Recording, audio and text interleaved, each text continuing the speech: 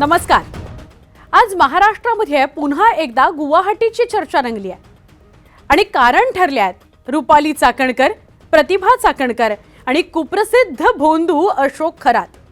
आता या तिघांचा परस्पर काय संबंध आणि गुवाहाटीचा काय संबंध? तर सगळ्यात आधी व्हिडिओमध्ये आपण हेच जाणून घेऊया की गुवाहाटी आज का चर्चेत आलंय. रुपाली चाकणकर यांचा पाय आणखी खोलात का गेलाय? अशोक खरात, रुपाली चाकणकर, प्रतिभा चाकणकर यांच्या अडचणी का वाढल्यात हे सगळं या व्हिडिओमध्ये आपल्याला समजून घ्यायचं आहे. सगळ्यात आधी आपण सुरुवात करूया ती गुवाहाटीवरनं. गुवाहाटी का चर्चेत आलं तर ईडीनं रुपाली चाकणकर यांना चौकशी करता बोलावलंय. ती चौकशी आज होणार आहे. त्याच्या आधीच गुवाहाटीची चर्चा रंगली. आता गुवाहाटी, चाकणकर भगिनी आणि भोंदू अशोक खरात याचा काय संबंध?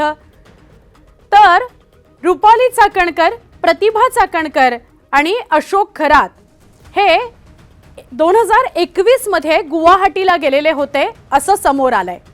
28 ऑगस्ट 2021 ते 30 ऑगस्ट 2021 या 3 दिवसांमध्ये एकाच वेळी एकाच हॉटेलमध्ये हे तिघ जण होते. 5 स्टार हॉटेल ब्लू रॅडिसन्स इथं गुवाहाटीला ते उतरलेले होते आणि 28 ऑगस्ट 2021 ते 30 ऑगस्ट 2021 या 3 दिवसात ते एकाच हॉटेलमध्ये एकाच दिवशी होते म्हणून चर्चा सुरू झालेली आहे. आता तुम्हा सगळ्यांना कल्पना आहे की गुवाहाटी हे प्रसिद्ध आहे. नवग्रह पूजेकरता गुवाहाटीचं मंदिर प्रसिद्ध आहे. मग अशा कुठल्या पूजाविधीसाठी ते गेले होते का त्याच्या व्यतिरिक्त काही कारण आहे? हा विषय चर्चेत आलाय. सगळ्यात महत्त्वाचं म्हणजे आत्तापर्यंत रुपाली चाकणकर काय म्हणत होत्या की ते म्हणजेच अशोक खरात हे आमचे चाकणकरांचे आध्यात्मिक गुरु आहेत आणि तेवढ्यापुरताच काय तो आमचा संबंध आहे. पण आता जेव्हा रुपाली चाकणकर, प्रतिभा चाकणकर आणि अशोक खरात हे तिघे जण रॅडिसन्स या हॉटेलमध्ये एकत्र एकाच वेळी असतात याचा अर्थ की आध्यात्मिक गुरु व्यतिरिक्त सुद्धा कुठल्या पूजाविधीसाठी म्हणा किंवा वैयक्तिक कारणासाठी म्हणा त्यांचे संबंध होते असं आपल्याला इथं म्हणता येईल. तशा चर्चा सुरू झालेल्या आहेत की त्याच्या व्यतिरिक्त सुद्धा त्यांचे हितसंबंध, नातेसंबंध होते. 10 तारखेला चाकणकर यांची SITची चौकशी झालेली होती. 10 मेला SITने जी चौकशी केली ती साधारणपणे 5.5-6 तास चालली. SP तेजस्वी सातपुते यांनी रुपाली चाकणकर यांना वेगवेगळ्या स्वरूपाचे प्रश्न विचारले. SITने जे प्रश्न विचारले ते खरातशी संबंध काय, लैंगिक अत्याचार प्रकरणामध्ये जे आत्ता गोष्ट समोर आली आहे ती सगळी तुम्हाला माहिती होती का? ते प्रकरण तुम्हाला माहिती होतं का? अशा प्रकारे आरोप त्यांच्यावर होत आहेत किंवा ते असं काहीतरी घडवून आणतायत हे तुम्हाला माहिती होतं का?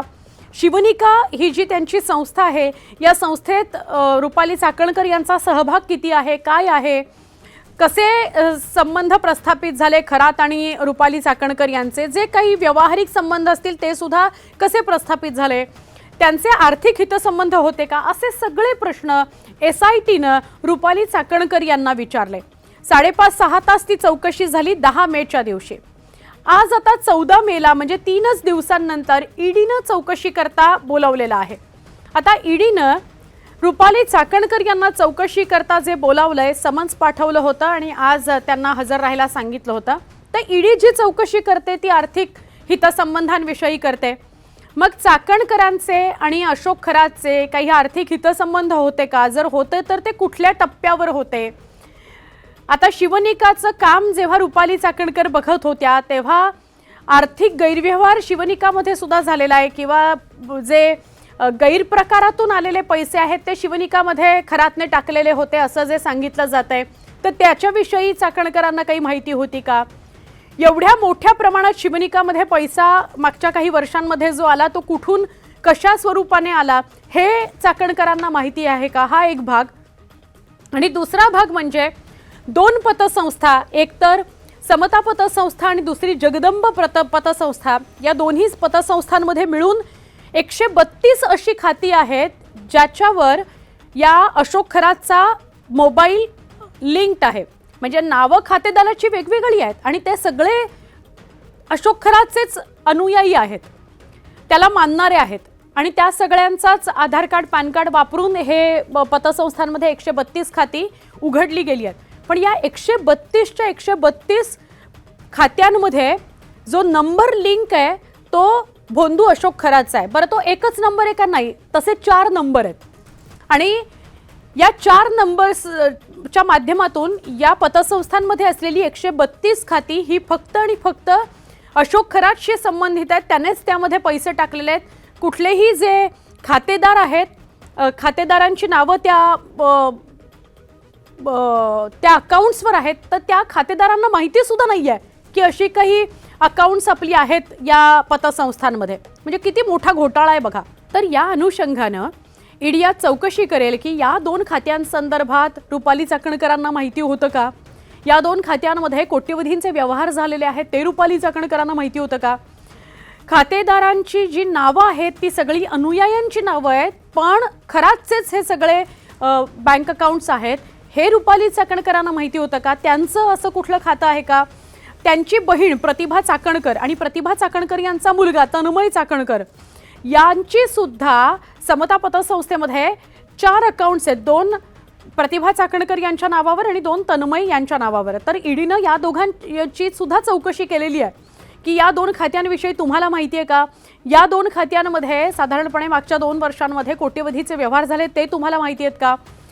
तर याच्याविषयी खूप प्रश्नचिन्ह निर्माण होत आहेत। दरम्यानच्या काळामध्ये याही बातम्या आपल्या सगळ्यांना माहिती आहेत, समोर आलेल्या होत्या। ही माहिती समोर आलेली होती की प्रतिभा चाकणकर आणि अशोक खरात यांच्यात साधारणपणे 150हून अधिक कॉल्स झालेले आहेत मधल्या कालावधीमध्ये। त्याच्या व्यतिरिक्त प्रतिभा चाकणकरांचे आणि अशोक खरात यांचे त्याहून जास्त म्हणजे 250हून जास्त कॉल झालेले आहेत त्याच कालावधीमध्ये, ज्या कालावधीमध्ये हे गैरप्रकार झालेले आहेत। कुठले गैरप्रकार? तर आर्थिक देवाणघेवाणीचे गैरप्रकार। त्यामुळे ईडी आर्थिक संबंधांविषयी चौकशी करणार आहे। आज रुपाली चाकणकरांना बोलवलं गेलेलं आहे, त्यामुळे रुपाली चाकणकर यांना अटक होणार का? रुपाली चाकणकर यांचा पाय अधिक खोलात गेलाय का? अशा सगळ्या चर्चा होऊ लागलेल्या आहेत आणि या सगळ्या चर्चांमध्ये भर पडली ती गुवाहाटीच्या रुपाली चाकणकरांच्या दौऱ्याची। रुपाली चाकणकर या गुवाहाटीला अशोक खरात आणि प्रतिभा चाकणकर यांच्याबरोबर का गेलेल्या होत्या? कुठल्या कामासाठी गेलेल्या होत्या? कुठला कार्यक्रम होता त्याकरता गेल्या होत्या की काही वैयक्तिक पूजा अर्चनासाठी गेल्या होत्या का त्याच्या व्यतिरिक्त काही काम होतं? हे सगळं आता बघितलं जाईल। हा भोंदू अशोक खरात ज्याला फक्त आध्यात्मिक गुरु म्हणून आम्ही ओळखतो असं रुपाली चाकणकर दावा करत होत्या, याच अशोक खरातनं शेकडो महिलांवर लैंगिक अत्याचार केलेले आहेत। त्यांचे व्हिडिओ आता व्हायरल होत आहेत।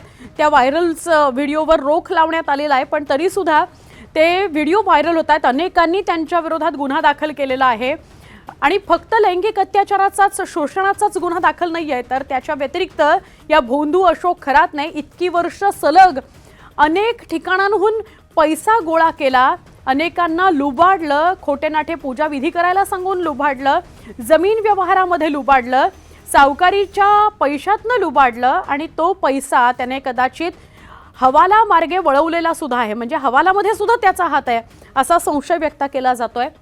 SIT, ईडी वेगवेगळ्या यंत्रणा या अशोक खरातची चौकशी करतातच आहेत, त्याच्या पत्नीची त्याच्या मुलाची चौकशी करतातच आहेत, पण त्याच्या व्यतिरिक्त राज्य महिला आयोगाच्या माजी अध्यक्ष रुपाली चाकणकर यांनी सुद्धा त्याला वाचवण्याचा प्रयत्न केला, त्याच्यावर कुठली कारवाई होऊ नये म्हणून प्रयत्न केला, असेही आरोप रुपाली चाकणकरांवर आहेत आणि हे गंभीर स्वरूपाचे आरोप आहेत।